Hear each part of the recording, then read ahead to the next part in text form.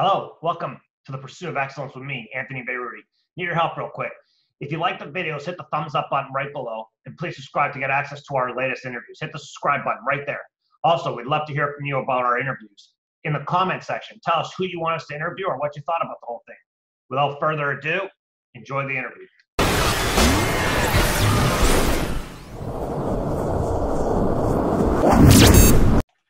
Fantastic. We're very excited today. We're being joined by Scott Allen. How you doing, Scott? Very well, thank you. Fantastic. So how did sports kind of get started in your life, and how did you kind of get going with it? Oh, street hockey every day, 3:30 to 4:30, and that's all we did, right? So always a part of my life, and never was a great athlete, but I persevered a little bit and played some football in Richmond, and then at UBC I played a little football. Was never fantastic, but you know what? I was a hard worker at it, and enjoyed every experience that I did have. So you went to University of British Columbia? That's right. Thunderbird. Pardon me? What'd you get? What type of degree did you get? Bachelor of Science, Virology, Microbiology. No kidding, eh? Wow. Yeah. So fantastic. A little different. So how'd you end up getting into coaching? Well, I had to get a job, and right when I finished up at UBC, there was a little small article, just looking for a position at White Rock Christian, and it was just for a PE and science teacher. So I thought, I'll take a shot at that, and wore a blue blazer and with the right colors, the gray pants, and she said she gave me the job on the spot, as long as I could coach a winning basketball program. That's all that the principal then, Susan Penner, wanted. And I was like, I can do that, and never played basketball. And on the way home, I stopped at a used bookstore and went inside there and found an old book by, everybody in the pictures were all in small little shorts, and it was like Scissors Offense. And, I was like, wow, this is different. This is going to be an interesting new trek in my life. So, and I actually got to meet, it was Pete Newell's book, and I got to meet him and Bobby Knight. Spent about an hour with them, having some coffee, and it was and told him about the book, and he thought he was having a good howl at that also. That's awesome. So you get the job. When you get there, it's a very small school. Kind of getting off the ground. What was that like? Kind of starting from literally, the bottom, really. Well, I didn't know any better, right? I was just happy to have a job, and I think for me, it was like the school, kindergarten to grade 12 at that point was 110 kids. So we really didn't have a whole lot, to make a team at the beginning, we had, grade 9s, 10s, 11, 12s all playing together. But you know what, we started having some success, and that kind of got us excited. How long did that take? So when did you start to feel like you actually kind of, got a grasp of what was going on, and you could start putting together like competitive teams?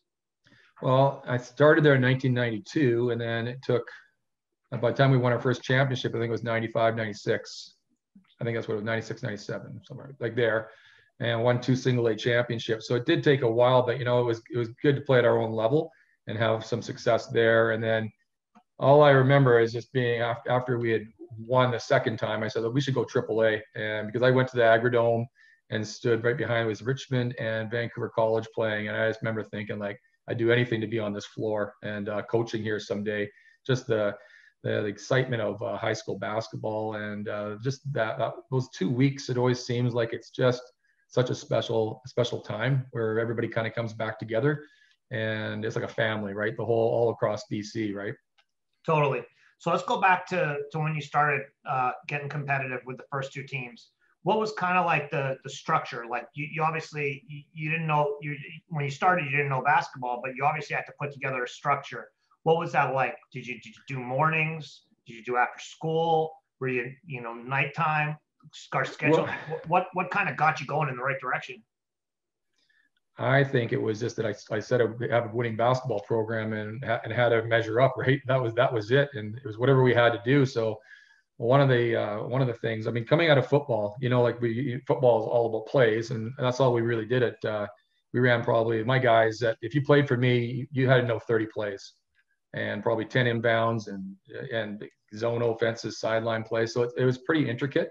I think it helped athletes be able to think better. And then, from there, with a little bit of success, I think then we just started doing whatever we had to do, we did. So it was like going to the team camps out in Pitt Meadows with all the coaches there, morning times. A big change, I think, was when we had Chad Clifford as our captain. And we just said he went every morning in his black kind of ghetto van, and he'd pick up all the guys at 5:30 in the morning, and they would all go shoot every morning. And through his leadership and some of their, and the groundwork had been shaped a bit, but I think to take it to the next level, that's what started to happen. And even more probably was the shooting sheets that we did. So every player had to do 50,000 shots between seasons, and it had to be documented. So you'd see you'd get a sheet, 5 sheets a week, and you'd put on all your, whatever we were running, we ran those certain play. You had to shoot from that spot, and you had to move into it. So 50,000 shots is a huge task for anybody to do. And if you didn't do it, you didn't get your team jacket. So you want the first game of the year, you want to be wearing your jacket, because then everybody knows that you didn't pull your part of the weight. So, they say people do what you inspect, not what you expect. And we had to document all those shots also. Remember John Mara, Tyrell and Eli and Jordan's dad, he took care of all that, right? And documented it all and had it on spreadsheets. And, it was well done that way. No kidding. So like you're talking in practice, outside of practice, like what was the setup? Outside of practice. Outside of practice, 50,000 before the season started, or no jacket. Right. And then like they're all nice, and the sheets changed as we went, so it wasn't always boring, and some were like this little quick layups and just working, but we really focused on shooting a lot. I think through those probably the 10 years that we were AAA in that area, we were probably one of the best shooting teams almost consistently every year. And I think we weren't the best athletes. We had some good athletes, but our shooting was very strong. So talk about Chad. So Chad, obviously, when he got there, he was a basketball guy, and he's obviously taken it to the next level. He's run one of the most successful clubs in the province now with Pasha there.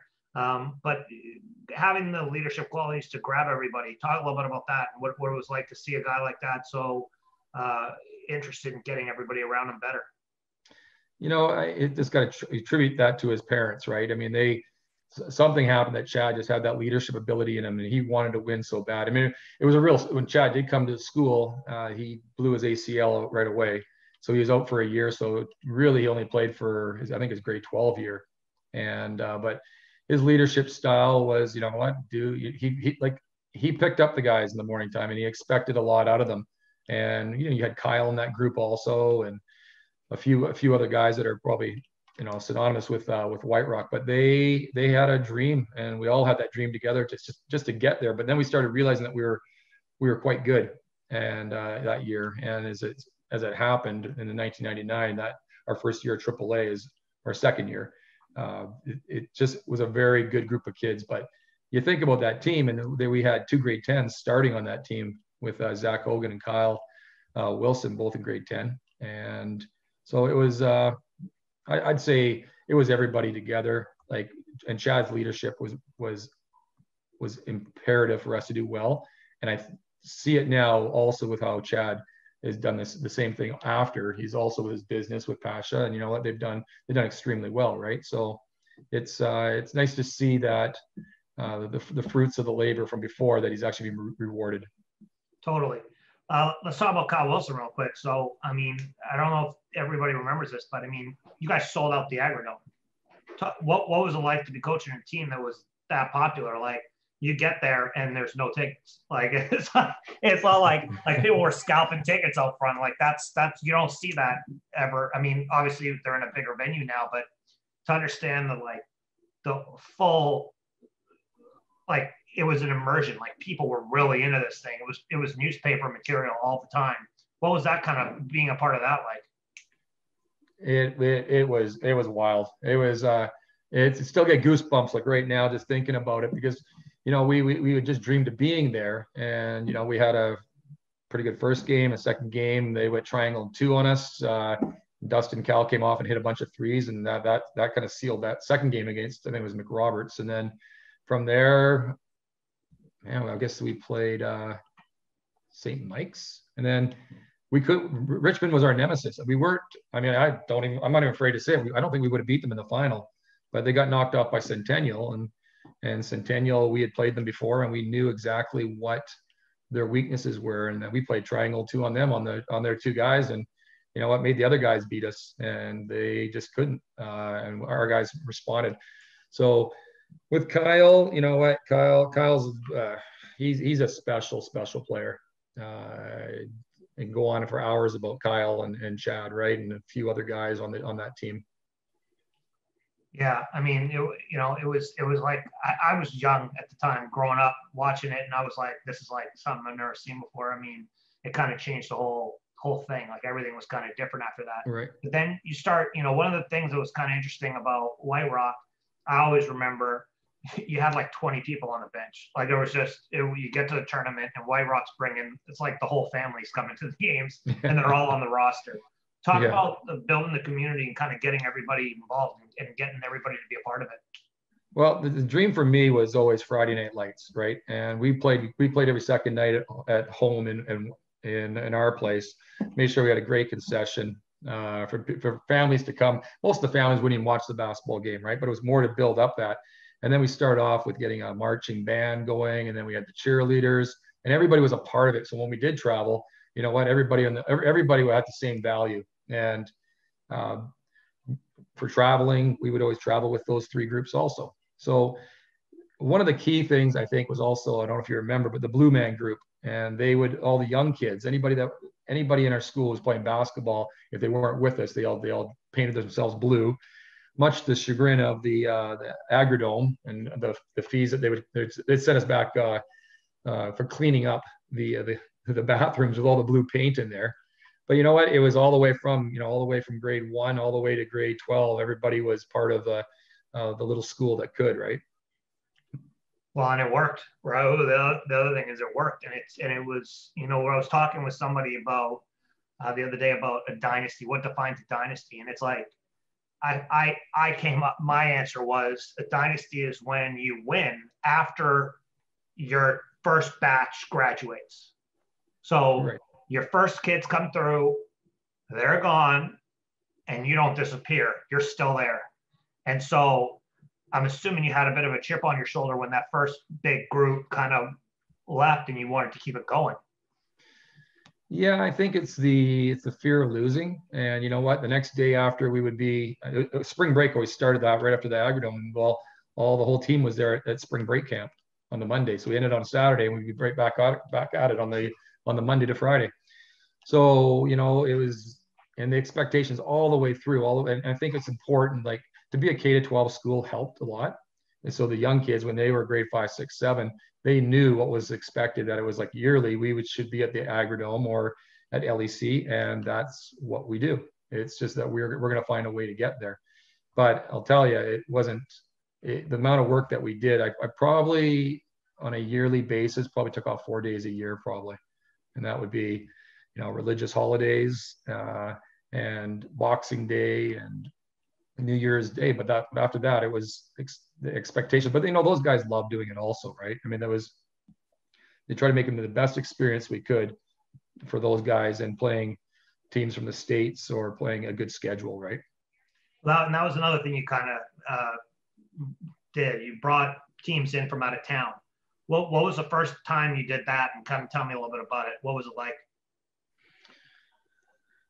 Oh, I don't know that first time, but we did a lot. I mean, every trying to get a game in Washington. I don't know if same thing for you when you've been coaching, but to get a game in the States, and you have to go on the websites, WIAA, and find the American teams. Well, it's almost next to impossible, right? So sometimes we would, once I'd get a game down in the bottom of Washington in a real small little place, and those started. And then after you start opening up doors, you started realizing why not take a chance and try to get a big team up. And I think the biggest one that we did was bringing St. Benedict's up, and we brought them up. And then the next year we brought up Mater Dei, but those were expensive ventures too. And then they were to fly St. Benedict's up and house them and feed them. That was probably about a $10,000 bill. But we sold one of our games, which was a fantastic story about St. Benedict's playing Linden High School, and they paid us, I think it was $10,000 to actually play the game. And so then we broke even on that, and then putting the game in our own venue was it was just packed in there. But what an experience to play! You know, every one of those kids played Division I, and I think 2 of them actually went into played short term in professional basketball. That's unreal. Yeah, and it was a big deal. And I remember you used to always start the season off with the biggest draw you could possibly find for your homecoming kind of game. Yeah, I remember. I mean, it's been shit. We're talking 20 years now, but I remember that was a big deal, and the goal was to like fully fill the place up to the brim. And you don't really see that often anymore. You might get that at Fox or a couple different small, some smaller schools, but having a full house, how was that really important to you guys? Yeah, I think even when we were single A, our last year single A, I remember phoning up Richie Chambers and said, "Look, if you play us," and they had a stellar team, and they came out and I think they beat us by 18 points. But the only reason I got them out there to play on our carpet, and we had carpet back then too, was just because I said, "Okay, I'll give you half the gate if you come out," right? And it was like, okay, well, that's a good fundraiser. So. But a fantastic, love those games against Fox and Pitt and all the teams from the past, right? So totally. So then your son comes up. What's it like having your kid come through the program? He knew what the expectations were, and he was always at every one of our practices. So it was perfect. It was like everything was going perfect until I took the job at Trinity Western, right? And then I had to leave.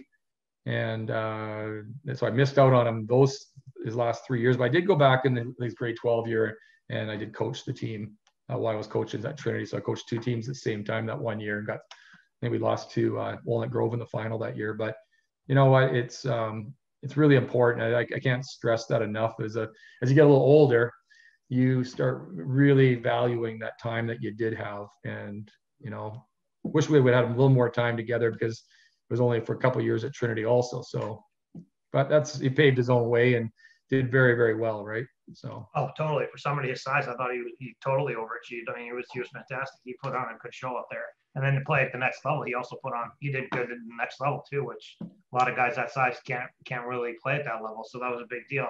So you're at White Rock, the Trinity job opens up. What's going through your head? I had to do it. I had to, but I just had to try, right? I mean, it would always be one of those things that I think if I didn't do it right at that moment there, maybe it wouldn't have happened. And it was hard to leave White Rock. It was really difficult because we built such a family feeling throughout the school, and we were hoping that it would continue, of course. And it went a little bit. It's gone a little south, of course, as everybody knows, but it's on the rise again, maybe. So we're hoping to see White Rock Christian kind of start again.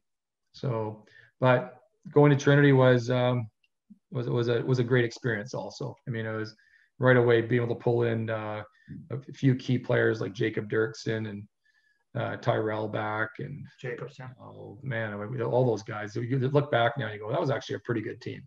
Oh yeah. By the time they got to the third, I mean, we had a couple great games. We had the BYU game down, and I think it was like a 5-point game with like 30 seconds left, and then playing Utah State the next night, which was awful. If anybody ever wants to play, it's rated the second hardest place to play in the NC2A, they said, and Duke was one. And when we walked in that gym, I'll tell you, boy, they must rehearse. They must rehearse. There's 12,000 people screaming at us.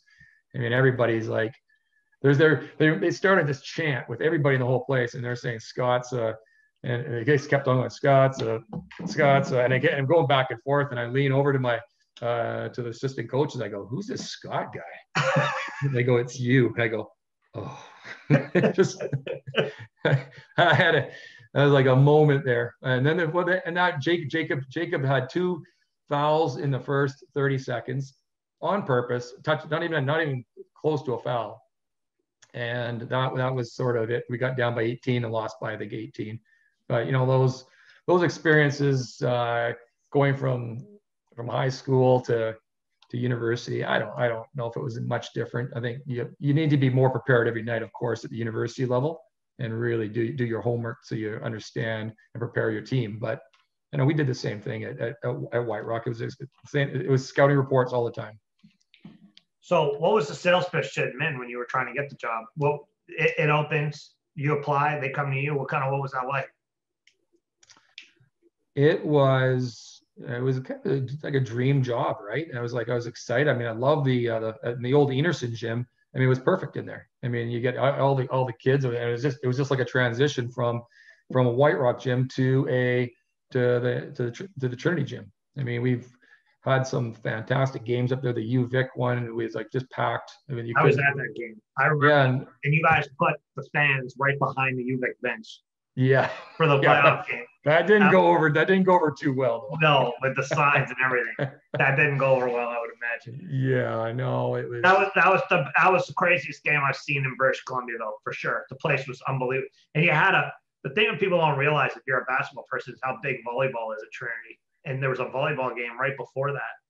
But to get a seat to the basketball, you had to go to the volleyball because the volleyball people didn't leave; they stayed for the basketball game. Right. So I ended up watching the volleyball game. And I'm like, wow, these guys are pretty good. I was like, this isn't like high school volleyball. This is a little different here. And then that game was like incredible. Like the intensity level was 12 out of 10. Like it was unbelievable. Yeah, Lewis Hurd. I mean, he was instrumental in that game. And you know, I think that the fans came out. There must have been about 50 fans that were dressed as Spartans, and they all came out and they went around right around the whole court and came around, and it was like, what? And they're all banging they're whatever, they're holding shovels or whatever, they're banging them on the ground at the same time. And I was like, oh, this is what high school or university basketball is like in the States typically, and we're starting to get that kind of feeling going, right? So and I think that's what all it was like, this is a great game to celebrate. But for me, it's mostly been about just family and how do you get that feeling that everybody wants to be a part of it, right? I think it was a great accomplishment just that we could carry that on into Trinity. Well, it's hard, right? And you know, one of the things you did that you kind of took very seriously was fundraising. What was the thought behind fundraising and making it so important so that you could go get the players that you needed? Because obviously Trinity's not that cheap, and they do get some scholarships, but they don't fill the sucker up. So fundraising was a huge instrumental part of that. Talk a little bit about that. Well, doing our camps, but probably the key fundraiser for us was our gala that we would do, and the Spartan Gala, and we'd probably raise about $75,000 at the dinner, and that's a huge job itself, just to put that together.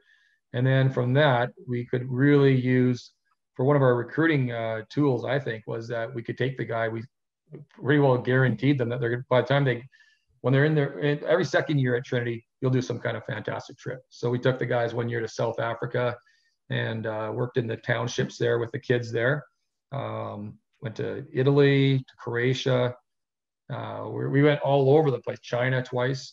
So that is as a Spartan or at Trinity Western, you would get that extra piece also. I'm not saying that other programs don't do that, but you know what? It didn't cost them anything, so it helped in our recruiting plans for sure. What was the best trip you guys went on? Well, can I say Wuhan? that was actually a very memorable game because first of all, it was awful. The referee, we're up by 20, and the referees just come back, and every time you touch the ball, it was a travel. Every time. So they got the score back up to even. It was obviously they were, I don't know the word for it, but they were cheating, the referees, just to bring them back in the game. And then we ended up that game there in a tie, and the coach came over, and I was shaking my hand, and I said, "No, we're gonna play overtime." I don't know what she said, "No, we're not playing overtime." I said, "Yes, we are." And then she pointed over to there's the Army guy with his gun on his thing, because they're all there to watch the game also. And she points at him and she goes, "The game is over." And I looked at him, I go, "A real shooting guard, eh? That's a shooting guard." And I said, "Yeah, the only tie I've ever heard of in basketball, right?" So like, okay, whatever. It was over. Sounds good. We're going to leave now. So now you're not doing basketball now. I would imagine the competitiveness of the game to compete at that level, as serious as that was, and the all-encompassing reality of what it takes to build a program in high school and then to build a program at university. It's everything. And real estate, obviously very serious, but it's not the same thing. So what was that like at the beginning when you had to realize, like, I don't have this outlet anymore? I'm telling you, it was hard. It was hard leaving Trinity. It was difficult because my son was there, and who I was, I guess, if you want to put it that way, who I was defined as was a basketball coach. So leaving that comfort zone and going into something new, I mean, it's been fantastic. I love the transition into it, and the same discipline that we had from there. I'd like to think that I'm still doing the same thing. Probably 90% of my clients now are all past players and their parents. And so I get to connect with them all again. I mean, helped Jacob buy a place, Jesse Jeffers just bought a place a little bit ago. So there's that it's come back to bless our family. So I think that part's been really, really good. And you know what? It's the same thing when you get into multiple offers. You better find a way to do it. If one of the guys is I had to go up and meet the other realtor for coffee also, right? And we knew we were gonna be a multiple offer, but you know what? Find a way to get it done, because there's no shortcuts in anything, right? There's no in real estate or in trying to get to the top level, right? Well, Jacob's going to have some kids. His kids are going to be ready for basketball pretty soon here, so you might have to get back on the court again. Well, he said that to me because he only lives a few blocks away from White Rock Christian, and he's got the three kids, and Dana, his wife, is she's a pro volleyball player too, and I mean there's some good genealogy there for sure. Well, thanks so much for coming out. I really appreciate it. As somebody, I went to a single A school when I was growing up, so to see another single A school competing with the big dogs was always kind of fun for me to watch. And then to kind of see the culture of coming back every year, and White Rock was in the tournament, right? And the consistency over a period of time. Like, you see some of this stuff down in the States where it's like, oh, this guy's been coaching for 46 years at this school and they've won 12 championships. And then you look at it and it's like, we've never had anybody like that here. But during my high school, after high school experience, it was consistent that White Rock was there, and they were the smallest school, and they brought the most people. That was the other thing. It's like there's 100 people at this school, but they got 500 people at the game that they brought to the game today. Like, where did all these people come from? Why are they all wearing White Rock stuff? So for me, as a North Van kid, just to see that White Rock was there. I mean, I remember I coached provincial team with Rich Chambers one year, and he was coaching boys still, and your guys were shooting, and we had practice at White Rock, and your guys were shooting before in the summer, and the guy had been there for like hours, and Rich goes up to him and goes, "You're just wasting your time. What are you doing here? You're just jacking. You're not taking it seriously. What the hell's wrong with you?" And then I remember, and the guy goes, "I don't know. It's what I like to do. I like to shoot." And the kid was there, like, he came before practice, he came after practice, he just kept shooting. And then that year they played Fox, and the kid hits like 11 threes on him. And he goes up to Rich after the game and he's like, "Hey, Rich, do you think I was throwing them away or what?" And Rich goes, "Apparently I was wrong." And it's like, that's a culture thing. Like, you might see a little bit of that at like Walnut Creek or Walnut Grove now, or some different places have a little bit of it, but the consistency for such a period of time, you just don't see it anymore. And that's kind of cool to see, For sure. No, I always appreciated that the Agrodome always gave us the late game, because they knew we were going to be, that's how they made their money also, right? Because, like you're bringing 500 fans out, there's $5,000 right there in your pocket, totally. Right? So yeah, it was a great run, and maybe at some point I might think about getting back into it, but I can't imagine how the amount of work it took to get it to that point was exhausting. But like I said, it was the most rewarding thing I've ever done. Awesome. Well, thank you so much for joining us. I appreciate it. Thank you, Anthony. Take care.